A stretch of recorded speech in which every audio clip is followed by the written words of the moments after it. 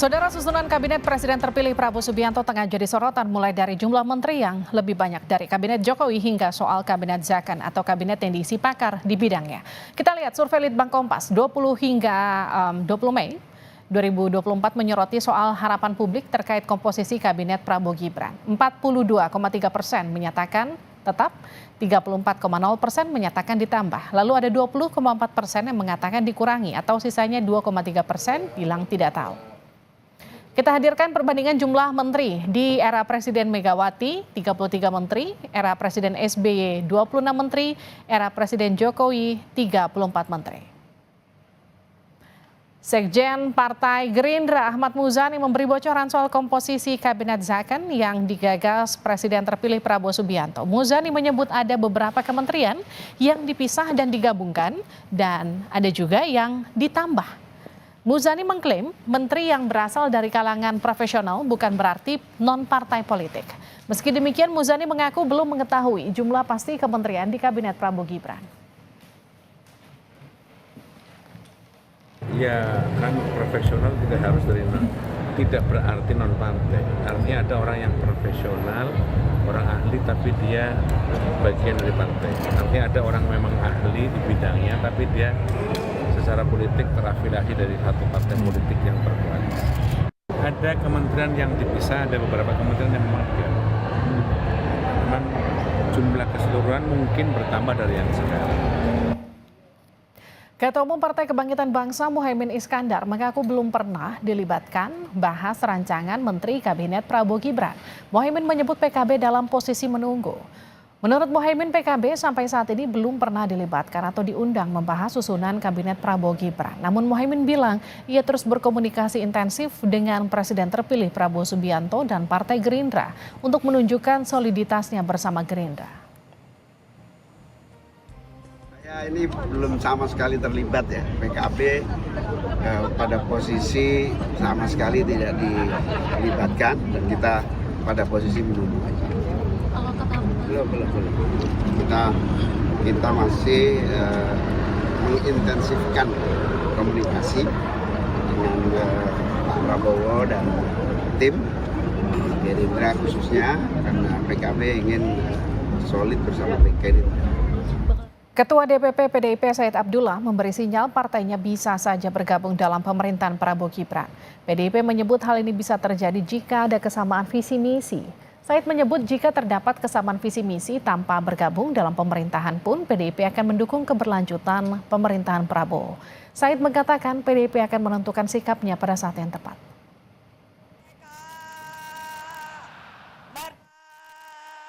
PD Perjuangan itu akan menentukan positioningnya kapan, di mana, dan sebagainya. Bukan itu soalnya. Soalnya adalah bagaimana PD Perjuangan melihat visi bangsa ke depan 5 tahun di bawah Bapak Presiden Prabowo. Jika visinya sama, maka PD Perjuangan dengan sendirinya tidak harus masuk kabinet, bisa mendukung itu. Atau nggak masuk kabinet juga pasti dukung. Intinya pokoknya bagi kami keselamatan bangsa dan kemakmuran rakyat adalah harga mati. Saudara, Partai Gerindra menyebut menteri yang mengisi kabinet Prabowo Gibran mendatang berasal dari kalangan profesional atau Zakan. Namun kalangan profesional bukan berarti dari non-parpol. Lantas seperti apa kriteria hingga benarkah dari kalangan profesional atau justru mengakomodasi banyak pihak dengan dalih Zakan kabinet yang akan mengisi kabinet Prabowo Gibran kelak. Kita akan bahas lebih lengkap bersama Wakil Ketua Umum Partai Gerindra Habibur Rahman. Bang Habib, selamat malam. Iya, selamat malam. Ada juga, waalaikumsalam. Ada juga peneliti pusat riset politik BRIN, Lili Romli. Pak Lili, selamat malam. Selamat malam. Saya ke Bang Habib dulu. Bang Habib, jadi ini Zakan kabinet atau kabinet akomodasi? Itu dia pertanyaannya menurut saya juga sudah salah. Ya. Dan mendikotomikan secara antagonis dua hal yang tidak harus didikotomikan. Apakah profesional, quote unquote disebut Zakan kabinet ya, atau mengakomodasi seolah-olah ya, kalau mengakomodasi itu hanya mengakomodir kepentingan partai politik tanpa mempertimbangkan kualitas ya, integritas orang yang akan ditempatkan dalam posisi sebagai menteri. Kalau kami berpandangan sebaliknya, ya, bahwa salah satu rekrutmen kader-kader terbaik negeri ini saat ini adalah dengan partai politik. Ini adalah hasil demokrasi kita, hasil dari reformasi kita. Ya, orang-orang yang ada di partai politik adalah orang-orang profesional dan menguasai banyak sekali bidang-bidang pengelolaan pemerintahan, ya, dan punya integritas, punya dedikasi, punya idealisme. Ya, orang mau berpolitik, terjun ke partai politik kan adalah orang yang mau berkorban, mengorbankan waktu, tenaga, biaya, ya, untuk perjuangan yang menjadi visi misi partai politik tersebut. Kalau kami menyebutnya, ya, di partai politik itu bukan politisi. Kalau Partai Gerindra, kami menyebutnya sebagai pejuang politik, ya. Jadi tidak perlu dipertentangkan apakah jagaan kabinet, apakah hanya sekedar mengakomodir, enggak lah, ya. Bahwasanya kami mengkritik masyarakat, menerima kritikan dari masyarakat, jangan sampai orang yang ditunjuk itu sekedar, ya, representasi partai politik tetapi tidak memiliki kemampuan, betul, ya. Baik. Tapi kami perlu sampaikan, partai-partai politik modern, ya, setelah pemilu kemarin, ya, semuanya memiliki banyak sekali kader-kader yang berkualitas dan berintegritas. Ya. Kalau Anda lihat, ya, Mbak Livi, ya, sedikit, ya, saya mungkin 18.30 saya lip, ya, di struktur DPP partai politik itu mirip-mirip struktur pemerintahan, ya. Ada ketua bidang dalam negeri, ada ketua bidang kepemudaan, ada ketua bidang pertanian, ada ketua bidang kelautan, ya, macam-macam. Yang spesifik seperti itu biasanya memang expert. Kalau di kami kebanyakan profesor doktor. Nah, itu yang kemudian jadi pertanyaan saya. Ya. Maaf saya potong, ya, Bang Habib. Jadi gini, artinya standar untuk menentukan satu menteri duduk di kabinet Prabowo Gibran mendatang, apakah berdasarkan tadi sertifikasinya, latar belakang background pendidikannya, atau seperti apa nanti? Ya, tentu kan akan mengkombinasikan ke semua skor tersebut, ya, scoring system tersebut. Tentu kita nggak akan mungkin, ya, mengabaikan partai-partai politik yang ada saat ini, yang baru bergabung atau yang bahkan sudah lama kerjasama dengan kita, nggak akan mungkin diabaikan. Tapi nggak mungkin juga kami menerima mentah-mentah orang yang diajukan, ya, tanpa melihat kapasitasnya. Di luar itu, ya, juga ada pastilah orang-orang yang memang profesional yang tidak berpartai politik. Di luar itu sih pasti ada, ya. Tapi proporsinya berapa, ya, itu yang tidak dalam kapasitas bagi saya untuk menyampaikan. Ini memang kami ini sedikit mewanti-wanti lah, ya. Janganlah, ya, kader-kader partai politik itu terus dikategorikan, dikonotasikan tidak berkualitas. Ya, enggak. Ini situasinya sudah jauh berubah, ya, dengan reformasi yang sudah kita laksanakan sudah sangat matang ini. Baik. Saya ke Pak Lili, ya, Bang Habib. Pak Lili, ini zakon tapi dari partai politik. Bagaimana respon Anda soal itu? Ya, saya kira harus membedakan, ya. Yang sebutnya namanya zakon kabinet itu kabinet yang terdiri menteri-menterinya para kalangan profesional dari teknokrat yang tidak berafiliasi dengan partai politik. Itu per definisi, Mbak. Bahwa orang-orang partai politik berkualitas, iya. Tapi kalau istilahnya namanya zakon kabinet adalah para menteri non-partai. Mereka adalah para ahli, orang-orang yang memiliki keahlian di bidangnya dari para teknokrat. Itu yang disebut zakon kabinet. Nah, kalau orang-orang yang ahli, para profesor doktor di partai politik, itu kemudian menjadi menteri, ya bukan zakon kabinet. Gitu. Jadi kita bukan mengabaikan bahwa dia itu tidak ahli, tidak berintegritas, bukan itu. Itu, Mbak, untuk yang membedakan antara zakon kabinet dan non zakon kabinet. Jadi mungkin supaya tidak menimbulkan kontroversial, kalangan publik bahwa kabinet yang akan dibentuk nanti oleh Presiden terpilih Pak Prabowo terdiri dari orang-orang profesional, para teknokrat, dan juga para menteri-menteri dari partai politik. Oke. Ini namanya bukan zakon kabinet, begitu. Kalau menurut Pak Lili namanya bukan zakon kabinet, tapi artinya gini, Bang Habib, kalau mendengar pernyataan dari Bang Derajat yang menyebutkan kan semua ketum partai koalisi itu katanya akan masuk sebagai menterinya di kabinet Prabowo Gibran, betul nggak tuh, Bang Habib? Saya belum dapat informasi soal itu. Oke, tapi artinya gini, ketika disebutkan dari awal kabinet Prabowo Gibran nanti akan lebih gemuk komposisi menterinya, secara komposisi betul nggak? Ya mungkin saja, karena kan kemarin Balik DPR RI ya sudah mengesahkan pada tingkat pertama bahwa jumlah ya, kementerian dan nomenklatur kementerian itu diberikan kebebasan kepada Pak Presiden terpilih, ya presiden manapun ya, untuk menentukannya. Oke, artinya ada kemungkinan jumlah kementeriannya nanti juga akan lebih besar begitu daripada kementeriannya Pak Jokowi. Pak Lili, gimana respon Anda soal itu? Ya sebenarnya kan saya sampaikan dikit, boleh nggak? Boleh, silakan Bang Habib. Gitu nanyanya. Gimana Jadi, Bang Habib? Jadi kalau toh gemuk ya kan ya, tapi kan tentu dengan alasan yang sangat jelas. Saya sendiri di DPR melihat ya banyak sekali kementerian yang menurut kami itu harusnya dipisahkan. Kementerian Hukum dan HAM ya. Contoh yang paling konkret saya di Komisi 3. Ada bidang-bidang yang tidak ada relasi satu sama lain, misalnya Dirjen AHU dengan Dirjen Pemasyarakatan.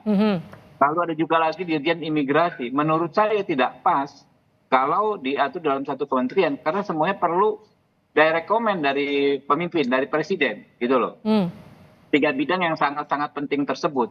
Kan akhirnya kan banyak sekali masalah, misalnya over capacity di lapas, ya kan ya, carut marut di AHU dan lain sebagainya. Di antaranya itu. Begitu juga misalnya kritikan dari banyak orang soal Kementerian PUPR.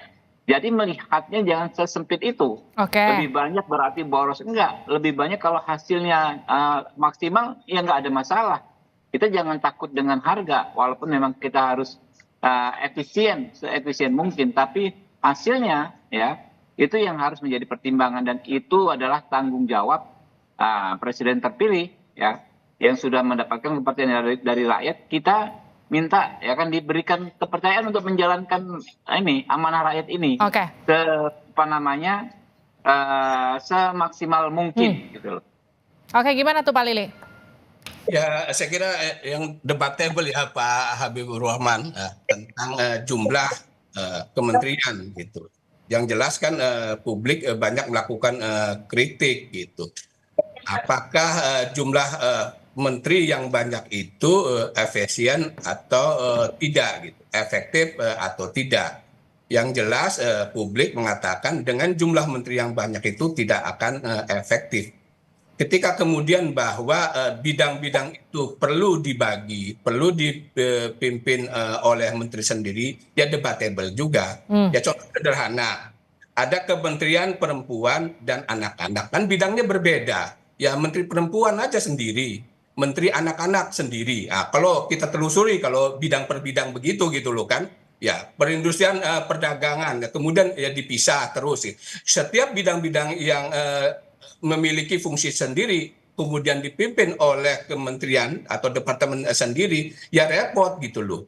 Kan berdasar kajian yang dilakukan oleh lembaga pemerintah juga, lembaga administrasi negara, bahwa jumlah menteri yang banyak itu tidak efisien, tidak efektif. Bahkan dia merekomendasikan sekitar 30-an lah paling banyak kan itu. Nah ini sampai 44 tuh Pak Habib gitu. Jadi sebenarnya bahwa jumlah menteri yang gemuk, yang tambun itu bagian dari politik akomodasi. Itu semua kita yang ingin harus diakui bahwa itulah bagian dari politik akomodasi. Karena memang partai-partai politik yang ingin diajak bergabung itu kan semuanya kecuali PDIP.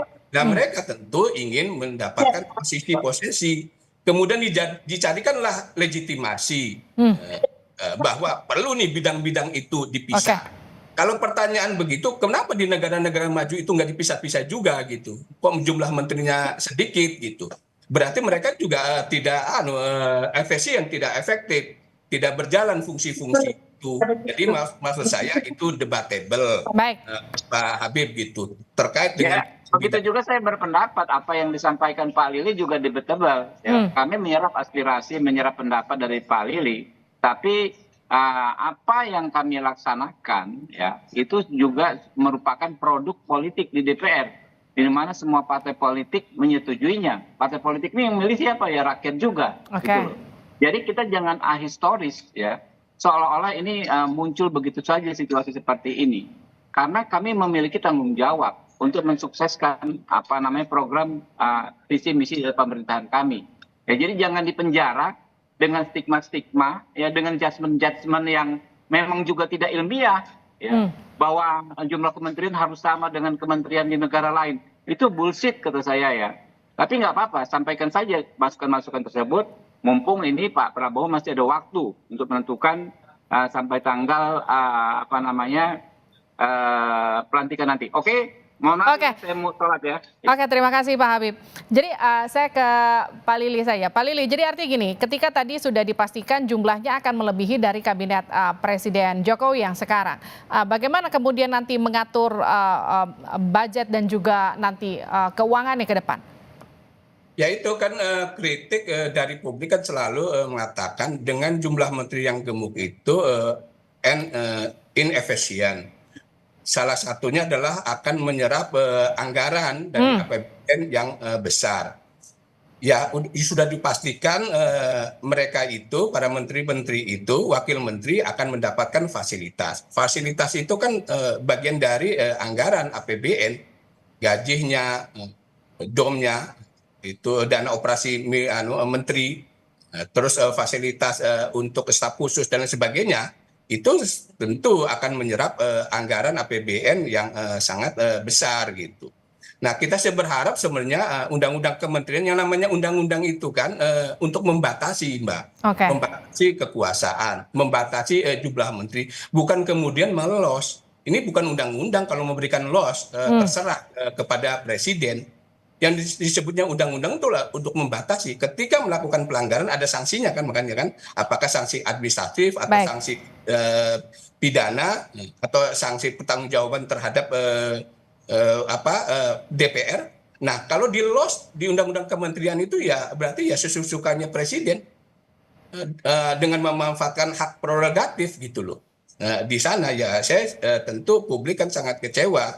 Mestinya jumlah kementerian itu ya harus dibatasi. Katakan maksimal 44 ya 44 aja gitu loh. Jangan kemudian dibiarkan seperti itu Mbak. Baik, nah tentu dalam hal tupoksi tugas saya kira akan terjadi overlap itu antara kementerian satu dan kementerian yang lain di sana. Apalagi kemudian ada menteri koordinator nanti. Koordinator itu mengkoordinir dengan sejumlah menteri itu selama ini kan juga terlihat tidak efektif sebenarnya. Baik, terima kasih Pak Lili. Tadi sebelumnya juga ada Habibur Rahman sudah bergabung bersama kami di Sapa Indonesia Malam. Sehat-sehat selalu Pak. Sama-sama Mbak.